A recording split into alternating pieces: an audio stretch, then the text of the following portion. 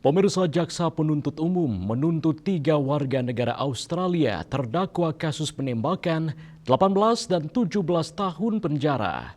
Sementara itu, keluarga korban berharap majelis hakim menjatuhkan putusan yang seadil-adilnya, mencerminkan beratnya perbuatan serta menjunjung tinggi nilai keadilan dan martabat hukum.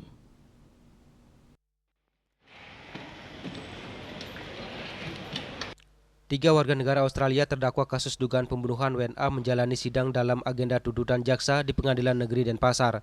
Sidang berlangsung berbeda karena berkas ketiganya dibagi menjadi 2, yakni dengan terdakwa Koskun Mevlut dan Tupou Midolmore, serta sidang kedua dengan terdakwa Darcy Francisco Jenson. Jaksa Penuntut Umum atau JPU menuntut terdakwa Tupou dan Koskun dengan hukuman 18 tahun penjara. Sedangkan terdakwa Darcy Francisco Jenson dituntut hukuman 17 tahun penjara. JPU menilai terdakwa melakukan tindak pidana pembunuhan berencana sebagaimana diatur dan diancam pidana sesuai pasal 459 Undang-Undang Nomor 1 Tahun 2023 tentang KUHP junto pasal 20 huruf C Undang-Undang Nomor 1 Tahun 2023 tentang KUHP. Menjatuhkan pidana terhadap diri terdakwa 1 Mevlut Koskun dan terdakwa 2 Bayai Midolmore Tupou dengan pidana penjara masing-masing selama 18 tahun penjara. Sementara itu, keluarga korban menilai tuntutan jaksa tak sebanding. Perbuatan terdakwa merupakan pembunuhan berencana dan tuntutan tersebut dinilai tak mencerminkan rasa keadilan. We are here to address the proposed sentence of 18 years imprisonment for the men who planned and executed killing my husband. To many, 18 years may sound like a long time, but in the eyes of a mother of 6 children who will never see their father again, and in the context of Indonesian law, this sentence is profound disparity. Indonesia has historically taken a legendary, uncompromising stand against crime.